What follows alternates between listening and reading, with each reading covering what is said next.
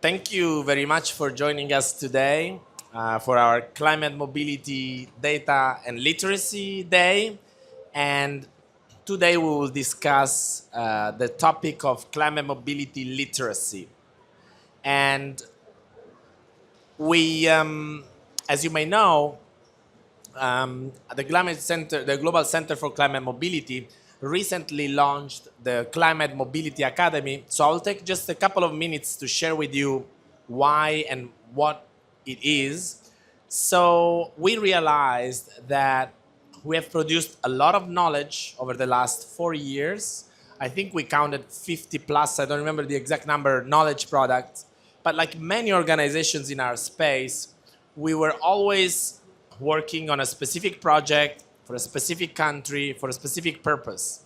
And so we realized that we're missing out on sharing this valuable information to the general public, going beyond the specific task that we're trying to accomplish with that specific document. And so we decided to work towards a Climate Mobility Academy, and the idea is twofold. First, over the past 3 years, we've developed and worked with a number of communities. We've worked a lot with youth. This is the 4th year when we have a youth program at COP. We worked extensively with cities.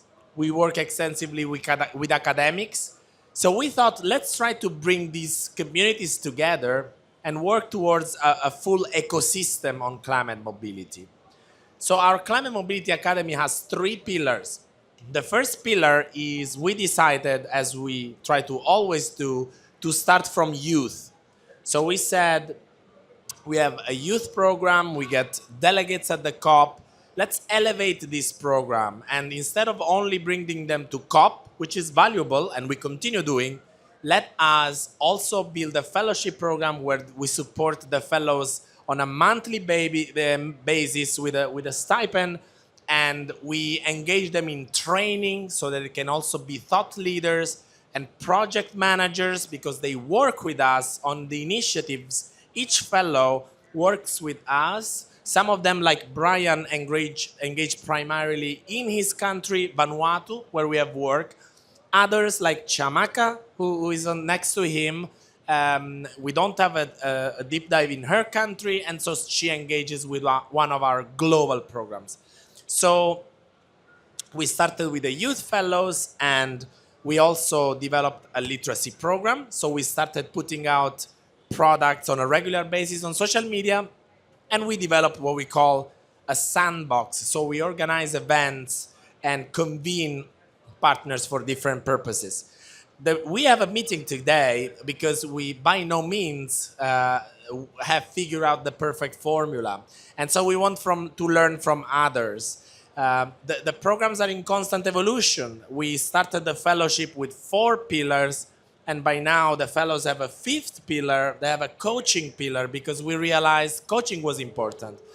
And we are happy to be here today because we want to learn from our panelists. So Lauren runs an organization that has a lot of expertise in this field, and I'm sure you'll talk about this. Alice works for the organization that leads the compilation of data and knowledge on internal displacement worldwide. And Dijan works for the Office of Climate Education that has an advanced level of really a unique skill level in terms of translating science into education packages. And I'm sure you'll present this in a much better way. And then we'll hear from 2 of our fellows that are engaging in this space about what they learned and how things are going. So we will start our conversation. So I'll present you one by one as we go. With Lauren Grant, who is the founding executive director of the Beyond Climate Collaborative. Thanks a lot for being with us today. We're also co-organizing this together. In fact, it's so beyond being a panelist, we work together on the organization of the event. Thank you. So we would like to hear from you. So what does climate mobility literacy mean in practice based on your experience with youth?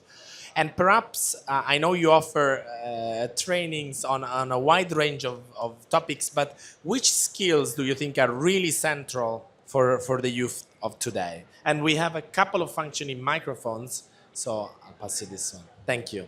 This is a very robust microphone. Good afternoon, everyone. Thank you, Andrea. Thank you to the Global Center for Climate Mobility for organizing this conversation. It's a pleasure to be here.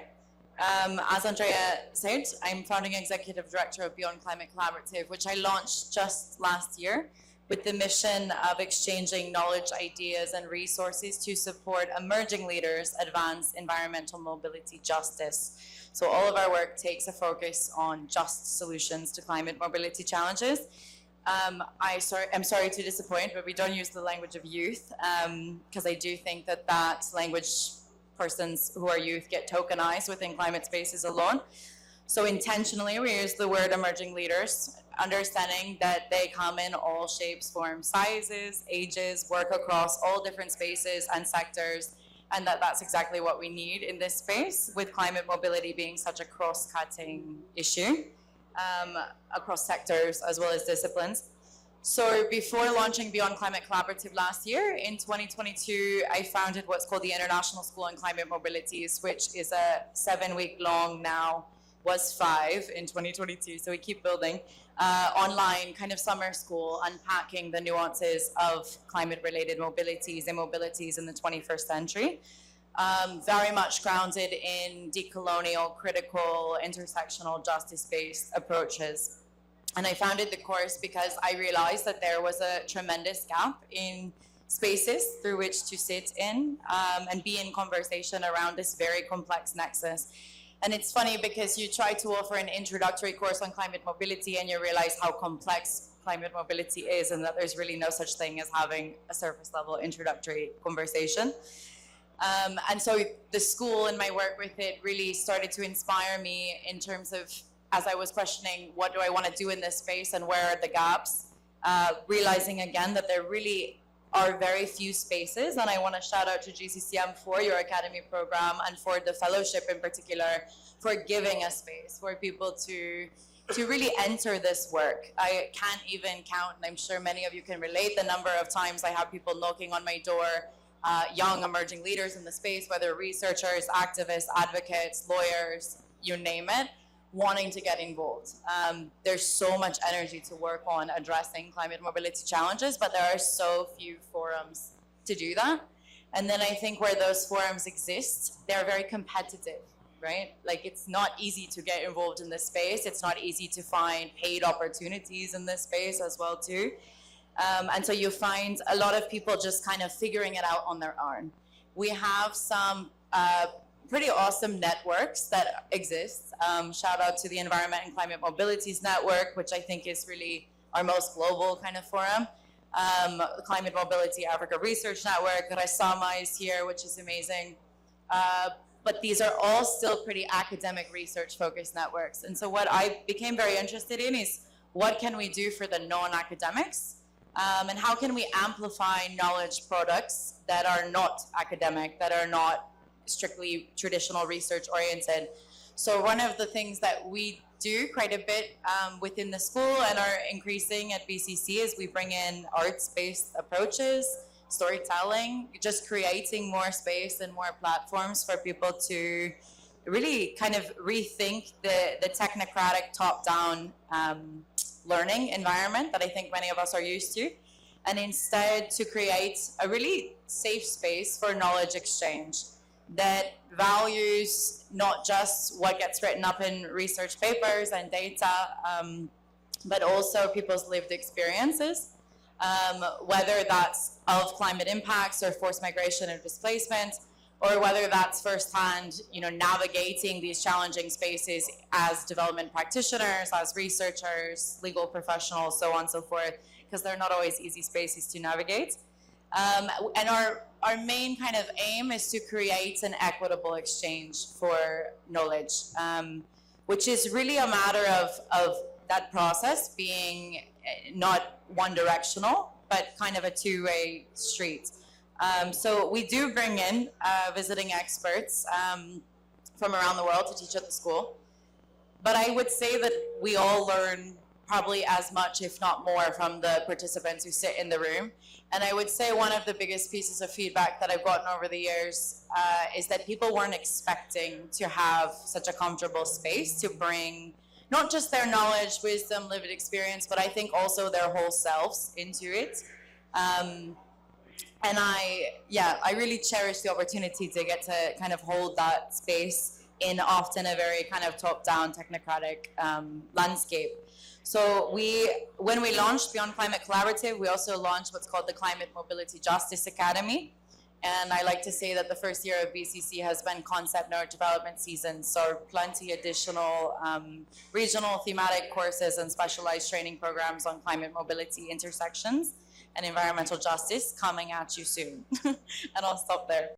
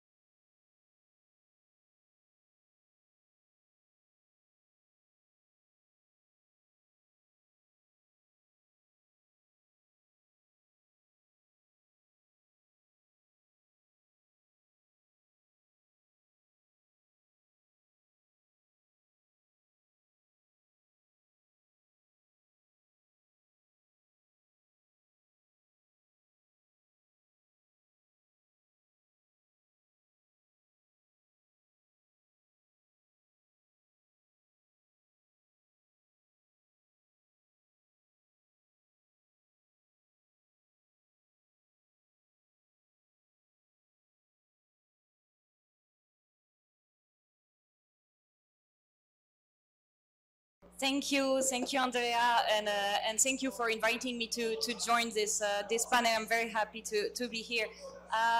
So maybe before highlighting some of the knowledge gaps, I also would like to start by highlighting all the progress that has been made in the literature to better understand the complexity of climate mobility and the various forms that it can take in the context of climate change. Because I think it's important to also acknowledge that now, I mean, I think it's for about 20 years that the scientific literature on the topic is growing, and there is so much studies, and including case studies, and we know every day a little bit more about what push people to move or what prevent them to move.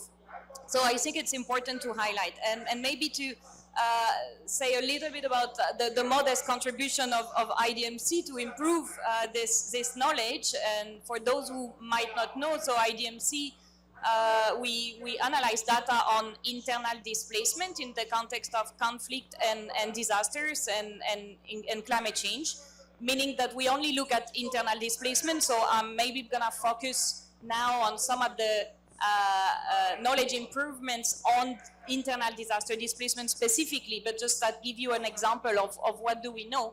And the first thing that I would mention is that we know, for instance, much better about the scale of the phenomenon. So we know that, I mean, IDMC started to collect data on disaster displacements in 2008, so we have now about 15 years of data to look at the trend of disaster displacement globally. And we reported about 408 million disaster displacement across the world. It's an average of 24 million per year. So we have a much better understanding of the scale.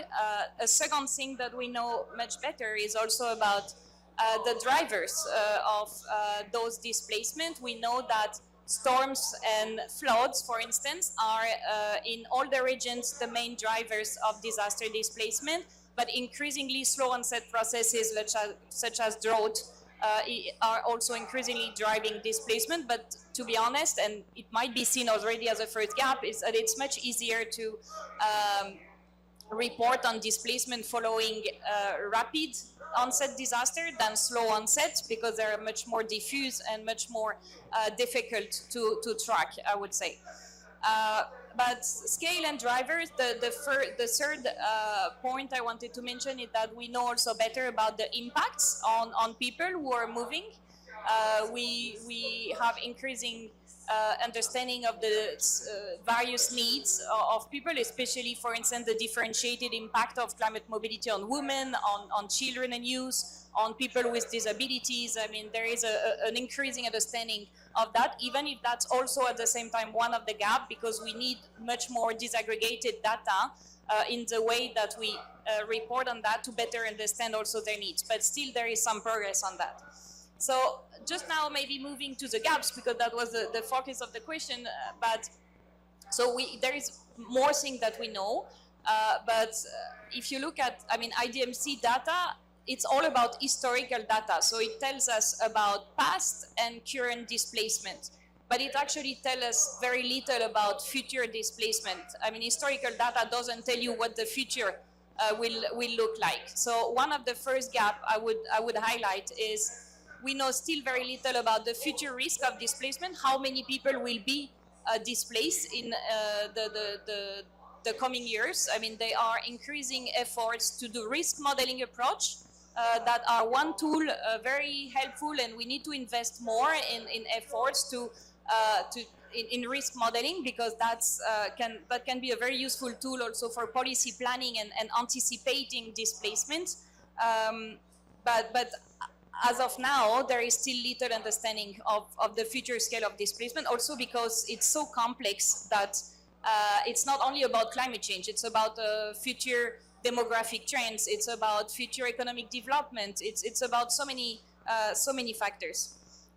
Another major gap is we know little about the duration of displacement, how long people remain displaced, and from an operational and programming point of view, it's an important gap, because if you don't know how long people are displaced, you also don't track them, you don't know their evolving needs, and it's really hard to provide them adequate support. And one reason of that is that when people are displaced, usually you will have humanitarian organizations and governments collecting data and following those persons for a couple of days, maximum a couple of weeks after a disaster, and then they stop collecting the data, and we just lose track of those persons, and we don't know how long they remain displaced. So that's also an important gap. A third one is the cost. I mean, we know that displacement costs billions every year to countries and societies, but how many billions exactly? That's still something very hard to assess. And that's why you need to also be careful when you hear in those conversations here and at COP, when we speak about loss and damage finance, when you hear estimates of how much loss and damage finance needs are, it's a clear underestimate, because, for instance, displacement most of the time is not accounted in the loss and damage assessment. So all the cost of displacement is not included in this loss and damage finance needs. So we need to also be much better at assessing the cost of displacement, so countries can also make funding requests to the fund or to other funding arrangements to also develop activities to address displacement. So all of these gaps, I would say, hamper our understanding of the whole complexity, dynamics, scale, and nature of displacement, and ultimately also prevent our ability to effectively respond to it. So that would be, yeah, my contribution. But just maybe because your question as a second part on what the role of academia can be, and here I'm gonna remove a bit my IDMC hat and just talking about my personal experience as a researcher in Bangladesh a few years ago, where I had a chance to work with Dr. Salimul Haq, who maybe some of you had a chance to know. He was really my mentor when I was a student and a PhD researcher in Bangladesh.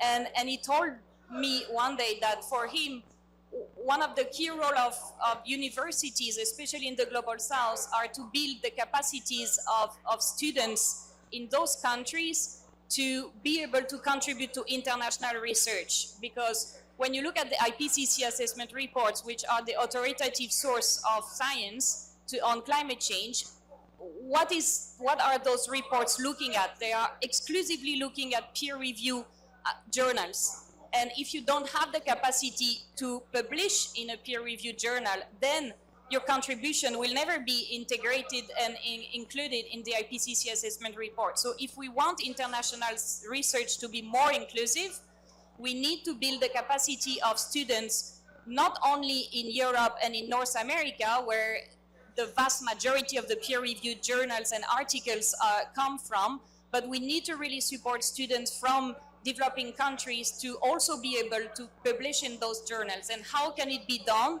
It can be done through mentoring, it can be done through academic programs, really looking at building those capacities for students to meet the international criteria to publish in those reviews. And that's what Dr. Salimul Haq tried to do when he was alive, and it's one of his legacies. There is now, for instance, a specific mentorship scholarship for students called the Salimul Haq Scholarship Program, and it's exclusively looking at that, like supporting students from developing countries, young students, to build their capacity to make international science more inclusive, and also reflecting better local knowledge and lived realities from some of those countries. And I'll stop here. Thank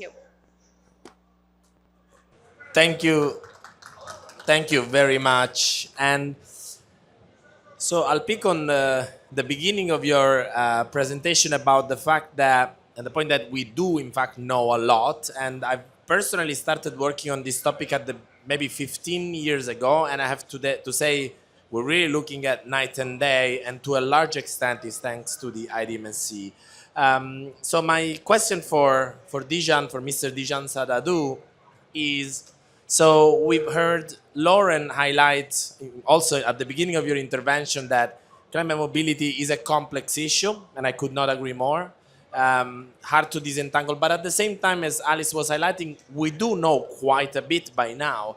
So we would love to hear from you in your experience. So what works in order to translate what is complex science, because it is complex science, in terms that are accessible, relatable, maybe even memorable, and really stick with the students that are here.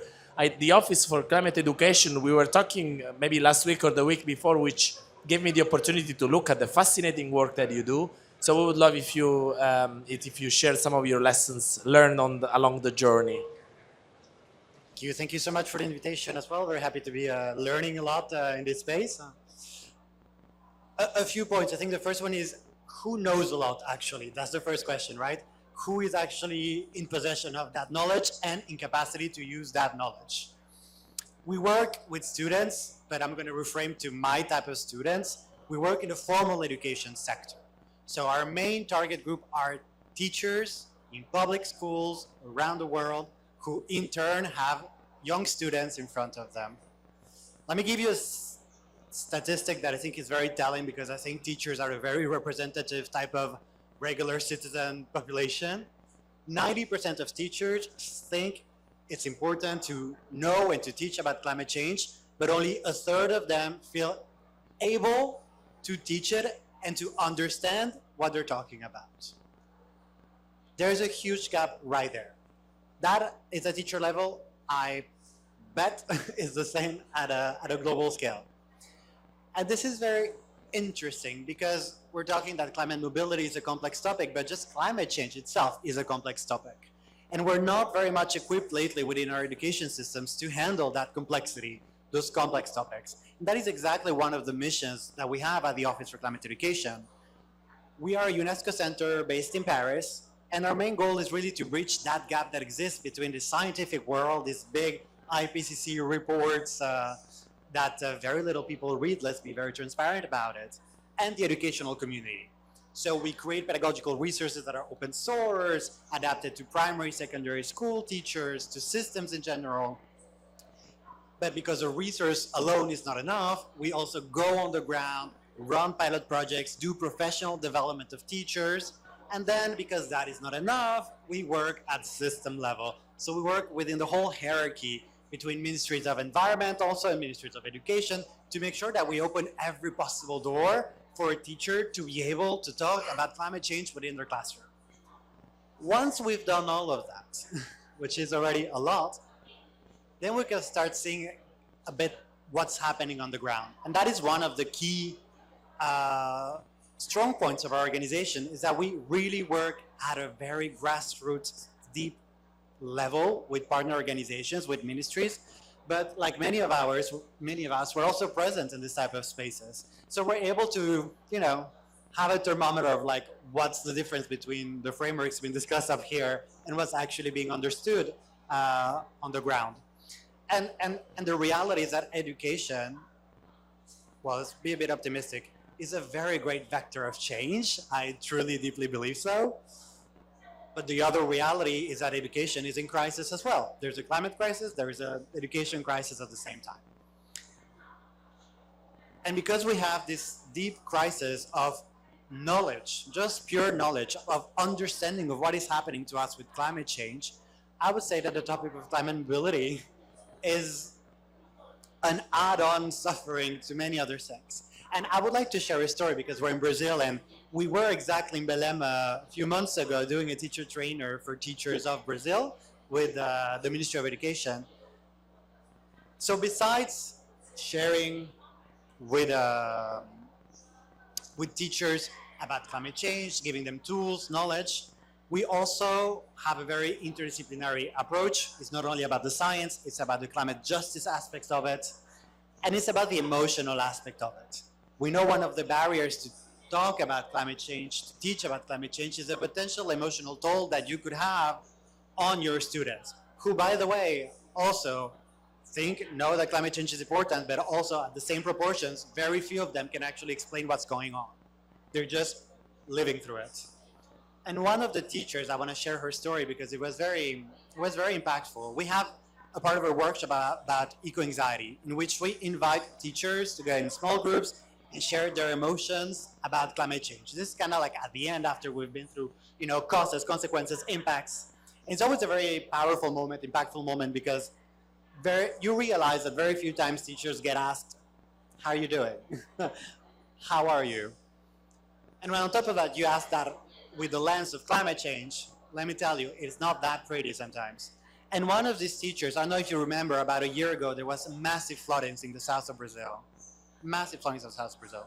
And she was sharing basically how she got stranded as a teacher for 3 days in her school with her students, a few parents that happened to be there, grasping straws to basically survive, completely disconnected from the world, without water, without access to food, without outside contact because telecoms were down.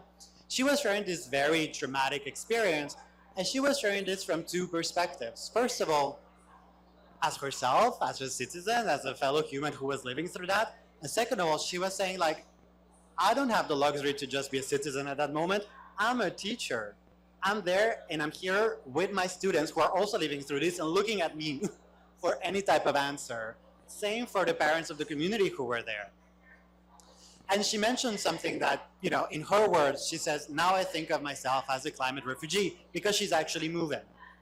The school is being reconstructed, but many parents, many school children are actually moving away from the region because it's a flooding area and nothing is being done to prevent another possible flooding. So they're moving. She was saying, because of this workshop, I understand now that what I'm going through is climate related. I just had pain and suffering and lack of answers. And now she had a bit more answers, and that was a watershed moment for her. So this just to underscore her very personal story, that education is really at an intersection of a lot of different points, right? The teacher is not just a citizen, is a teacher, is a beacon of knowledge, of hope for communities, but also we put so much roles into that poor teacher. Where we're talking about climate disaster and preparedness, we're about to softly launch a new report with a Green Education Partnership, which is a UNESCO-led initiative on the education sector and climate disaster preparedness. Because why? Every time, or most times when there's a disaster, climate or not related, where does the community go to find refuge? A school. And when you have the whole community in your school, then learning is interrupted. So you're not teaching anymore. but the school is still there as a safe place, right? Although the teacher is not teaching, he's still the beacon for everybody that is supposed to have answers. He has no answers, she has no answers, no one has told them anything. And this situation, we see it can last months and months and months, and you can have complete disruption of education systems because of climate-related disasters. We work also a lot in Latin America, we work in Mexico, where we work always in public schools. We have teachers who attend rural communities that have had to move already, and these movements are very quiet. They're not necessarily registered by big NGOs, because they just happen progressively. They're farmers, 3 years without a decent crops result, you move. You move, they arrive to the neighboring region. You have students at the school level who had to move to be uprooted from everything they know. Now they're placed in front of a teacher who has no answers for them. They do not understand why they had to be moved. Their parents just have, oh yeah, I couldn't cultivate anymore. But why is that? Why couldn't you cultivate anymore? And then you start seeing that education, it's, if we didn't know it already, has a moral obligation. It's a matter of climate justice to give access to knowledge to the first ones affected. And school children, teachers are among the first ones affected at every type of climate-related disaster that could lead to a sort of displacement or not. Whereas that displacement is temporary or permanent, you can be sure you will find a teacher at some point that will have to answer questions she doesn't have an answer to. So it is our job, part of our job as the Office for Climate Education, to try to provide to the school systems, to teachers, with the skills, the knowledge, the attitudes, the tools to be the super mega extra humans our systems ask them to be on a daily basis. So we'll encourage you all to take a look at this report that will be coming out before the end of the year to understand more about how climate mobility is. Thank you, Dijan. Thank you very much. We now move on to Chamaka Akpuogu. I should have learned by now. Chamaka, in one of the topics probably even we have discussed more often is how do we combine, academic rigor, the scientific method, the work that we do with the voice of the communities? How do we co-create? Because inevitably, if we don't work with the communities, if we impose methods that don't belong, then it becomes an issue of justice, of social justice, because then education research is not inclusive. So we would love to hear your reflection on how do we co-create with communities meaningfully. And I should say, sorry, one last thing. Chamaka is our fellow and just started a PhD program in Germany, but you're originally from Nigeria. So I think this must also be especially in your mind as you prepare to pursue your PhD. Over to you, Chamaka. Chamaka is our fellow and just started a PhD program in Germany, but you're originally from Nigeria. So I think this must also be especially in your mind as you prepare to pursue your PhD. Over to you, Chamaka. Thank you very much, Andrea, for those very glowing words. Now the pressure is on, right? Thank you, Andrea. For me, this is a very important topic. I've been, since I joined the GCCM as a fellow, focusing on climate literacy, on how to amplify the perspectives of marginalized voices, of underrepresented regions when it comes to climate mobility. And so that's something I've been reflecting on very deeply. And even when I was preparing for this panel, I thought about what are the research gaps when it comes to climate mobility. And I discovered that there is still not enough literature or knowledge produced by communities that are most affected by it.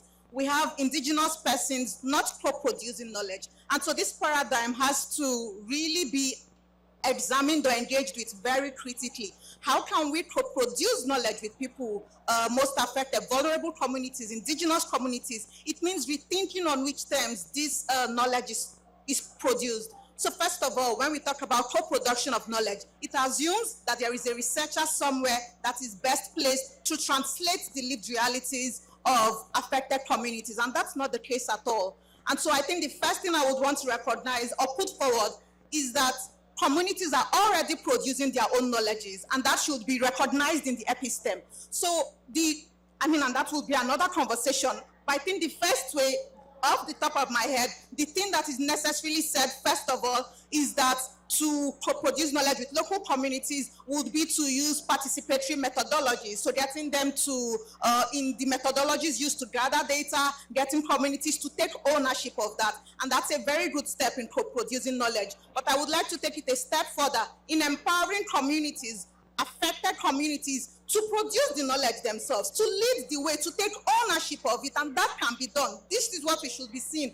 This is what we should see when we go to Google Scholar and other platforms where knowledge is produced. And so that would require, of course, significant investment of resources, of educational tools, mentorships, scholarships, hand-holding, access to platforms that can capacitate communities. Otherwise, communities remain infantilized.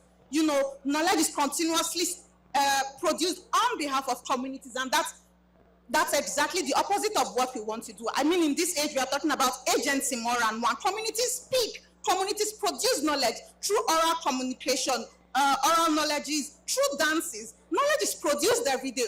We have to rethink on which terms we believe knowledge is produced.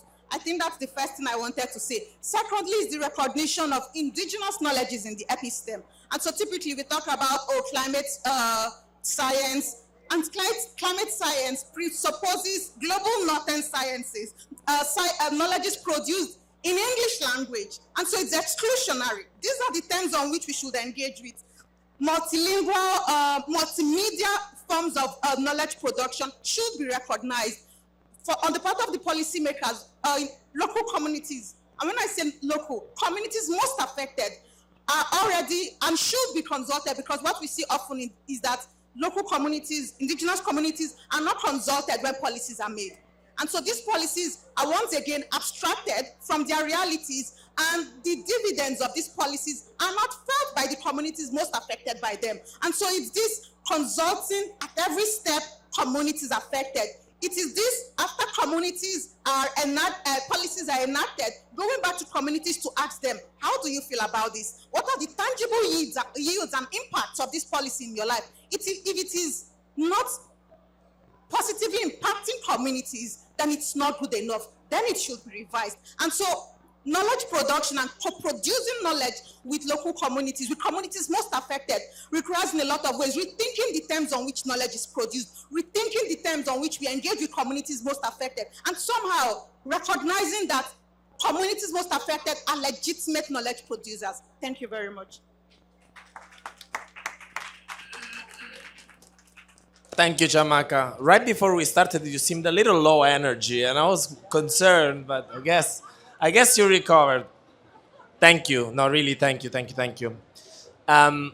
Last but absolutely not least, we have another of our fellows, Brian Maltera from Vanuatu. Brian works extensively with the many communities and islands of Vanuatu. So I think, Brian, you really have a very deep understanding of how to engage with communities in the Pacific and in Vanuatu. And sorry. So we would love to hear from you, somebody in your position, a young professional, a climate fellow. How do you think you can bring and share this knowledge effectively to the communities and to the youth in those communities? What is your experience? Thank you, Andrea. Thank you for the question. Many youths in Vanuatu, like we categorize them. Some they are privileged to go further into university, but most of them are back in the communities, doing community works in their own villages. So from what I did, we normally do awareness programs. So we do some awareness programs that engage mostly youths and school students. So in the month of September this year, we do some awareness in some schools and communities, because we think that some of in many communities, we see that university students are highly like well educated, but we look down on youths that are in the communities. So we come up with two things. Traditional education is something that is useful in the communities that we deal with. There are many young people in the communities that has good knowledge, good sense of doing great things. And science part where we use that to generate information we get from the traditional education back in the communities to put a good data on that. So that's when we develop policy briefs, reports, collecting data that are more important to address those issues. So what we did is we do climate awareness to communities. Some communities in Vanuatu hardly for government to do some of the climate awareness to communities. Some of the children, they don't know how to speak in English or even the official dialect that most people speak. So we have to we have to come up with a strategy in place to at least make them understand what is climate change and the issues related to climate change. So we use video programs. We use video programs and we also use model. So what I did is doing some modeling. I have to place a model where it captures what's the real issues in the island. So particular, so I have to know what's the main impact in this island. So I did a model, climate model that will, once I speak about what is in the model, then they'll imagine what is happening in this island. So they capture the real issues that is happening. So nowadays, like we are working with the communities, the NGOs, local organizations, to at least run workshops with the practitioners in the communities to at least once we finish the workshop, but they had the chance to all this, to all what we teach them, so that the sustainability leads on from there. So we target youths in the communities that are really interested. We don't target youths that are not interested, because if we target youths that are not interested, then the sustainability to that, it will not work. So we target youths that are really interested and have the passion to do this in the community, so that what we spoke to them, what we did to them, then they will at least sustain this particular program onwards. So yes, that's what I did back in Vanuatu. Thank you. Thank you very much, Brian. So we have a little more than 10 minutes. I am happy to take any question from the audience. If anybody has any question. Yes. Thank you, Andrea. So I have a question. I don't know who would like to answer, and is in the practice, what will be one recommendation that you give for people that are in the community that want to learn more about climate mobility, but also that want to implement solutions? Just one recommendation that you think that is a very key point in the puzzle. Thank you. Does anybody else have any question? Yeah, okay. Yeah, my name is Angela Oels, University of Augsburg in Germany. Oh, this is better. Angela Oels, University of Augsburg in Germany. Thanks for all your inspiring inputs. I was wondering if we could talk more about how we teach or educate, like from, is it facts, or we heard about the importance of the emotional, of experience. I've started to teach a climate negotiation game in Germany where the students negotiate 3 full days, and in total it's a whole week, and it's a very group dynamic experience. And I'm sure in 30 years they still remember of all their studies this game, because I didn't invent this game, I just teach it, but I find it fascinating how deep and emotional and involving and on how many levels they learn at the same time. So are there any examples from your work? I'd love to hear. Thank you. Does anybody else have any question? So I would actually, yeah, maybe I would ask Brian. I would love to hear from you an answer to Laura's question on, so those in the communities, concretely, which recommendations would you give them? And for the question from Angela, I would ask you, Dijan, to maybe respond, but also anybody else, but maybe you can start the answers.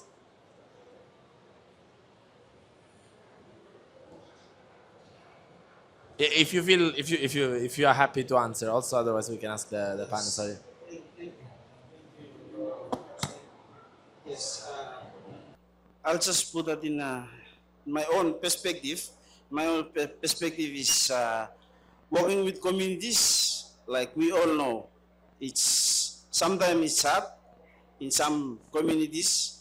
Like this is not what they want, but some communities they do want this. So it's better for us to sit with them and ask what is their passion, so that we have a solution that will drive them.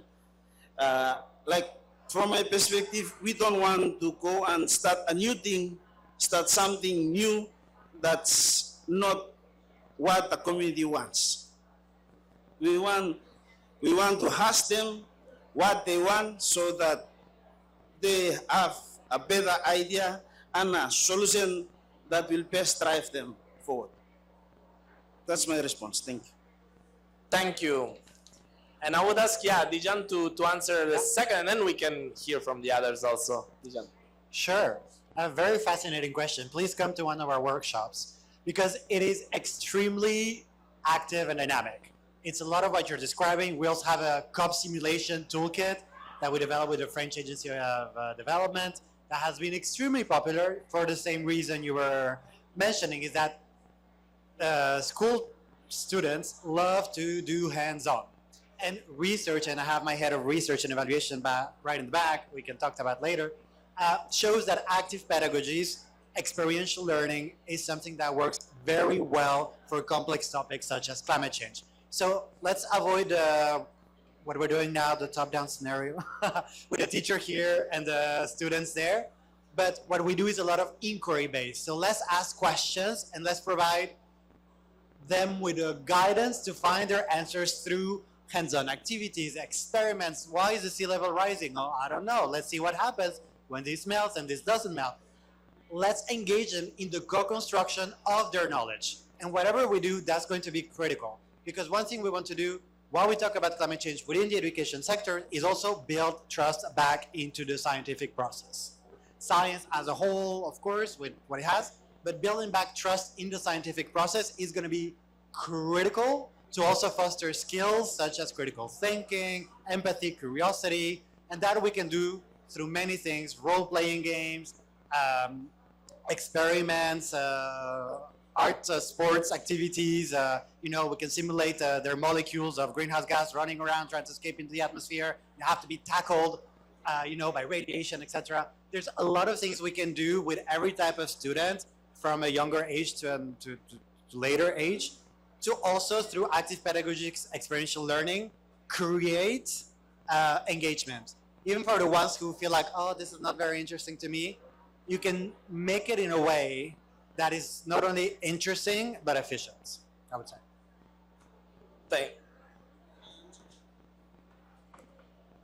So I'll just give an example. In Vanuatu, we've started a program with schools. We want to make sure that we have some climate related activities in schools. So I've decided to go to make a consultation in one of the secondary schools back in Vanuatu. We want to know based on some programs that we've doing some awareness to the kids in the school. So we give them like options, poems whether debates, whether anything related to issues in climate, then they'll choose from that which option is better for them. But it will be run in school, so many the students agree to debates. So we develop a platform for debate where it will be added to the curriculum of education. So next year we'll be launching that, and after that then it will be rolled out to all the secondary schools. So we have the Climate Change Week in October every year where we celebrate that. So during that time they can at least use this as a curriculum in schools to do debates in schools. This is an example from Vanuatu. Thank you. Thank you. Man, my school was boring when I was growing up. I didn't do any of these fascinating exercises. So we have about 5 minutes left. So I would ask the remaining panelists if you either have want to comment on these questions or any final message you want the audience to take home from today. No, it won't be really a final message, but I just wanted to complement what you just said, because I had the chance also, so not from a student perspective, but from the teacher one, to be involved also in this simulation exercise. And I just wanted to reinforce how amazing and fantastic those type of exercise are. So I would encourage any teacher to replicate this kind of exercise, or students to ask and propose that in their respective schools. Because when we did it in my own school a few years ago when I was teaching, I think it was a really helpful way also for students to realize also how complex are the negotiation happening at COP. I mean, I think many of them were initially asking why it's so slow, why it's not moving, why, I mean, and they were completely losing trust in the process because they were just not understanding, and for reasons why nothing was happening, or why it's not sufficient. And I think when they put themselves in the shoes of a negotiator, after the simulation exercise, they understood a little bit better how complex it was, because when they had to be in the shoes of an EU negotiator or a Bangladeshi one or someone from Tuvalu, then they understood how hard it is, what people are doing here. So I think that's really a great tool that should be massively replicated. And just on the question of you really, I would just say, I don't know, first of all, maybe don't be shy to ask any question. If you are interested in learning more, I would say my first recommendation would be, there is no absurd question, so just don't be shy to ask anything. And if you don't find the answer at school or at university, just go and find it outside of the school walls. And so be curious. And I don't know, we haven't spoken about the role of social media here, and we know that there is a lot of content on social media that maybe you need to be also careful about. So build your analytical skills to be able to select also what is good content or not as good content. But I think social media are also a fantastic tools that all the young generation today are massively using. I don't know how many young people today are still reading classic newspapers, but they are all looking at TikTok and Instagram, and there are now a lot of contents to learn more about all of these issues that we're discussing at COP, and that are maybe more accessible information sometimes for those who find it too complex. So I would also recommend to use that because that can be also a fantastic tool. Lauren, over to you.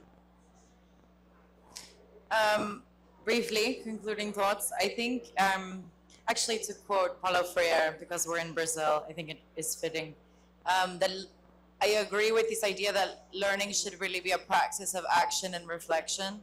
And I believe that the more reflective spaces that we create within these conversations, the better, so that we're centering ourselves within these learning journeys as well too. Because I think at this point, and I'll steal an anecdote from a colleague, but was hearing from a professor a couple of years ago that she used to have a group of students as the first exercise in her course write about a climate change scenario.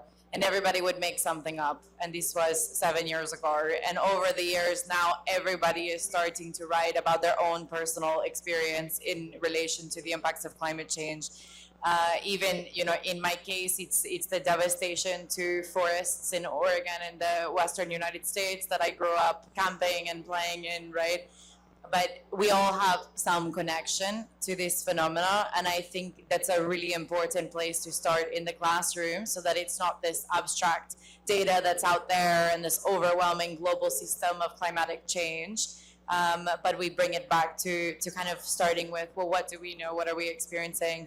And I think on the reflection piece too, what I found, we do a lot of cool work around supporting people to develop envisioning work, vision statements as well, has been really helpful around these. But just asking people simply the questions from a transformational perspective of what is it that we want to see? What is it, if you work on policy, what are the changes? If you work in research, what are the changes? Like, what's the end goal we're trying to get to? If you put yourself out of a job, whether as a researcher, artist, etc., where would we be? I think is also a really important starting point. Thank you. Chamaka, would you like to? Just the final word. Communities are already producing knowledge. Their knowledges have to be recognized, and they just need to be empowered with tools, with access, and that's it. Thank you. Thank you, Chamaka. And I just want to share maybe one small final reflection, which is I've also taken part in these exercises of different sorts, and I find that in addition to everything that has been said, there's a huge value added in being forced to be in somebody else's shoes. For example, in fact, with the fellows, one of the first exercises we did was This House Believes That exercise, that you debate, that you may know, it's a structured debate. And I remember that there was a team that initially did not want to take I don't remember which of the two started, because there's like, we don't believe it. And they became the most passionate. But at the end, they were telling me, well, but I did come to realize that there is some validity. And why do I say this? Alice mentioned social media, and we all know that it's leading us to an increasingly polarized world because we all see more of what we believe, right?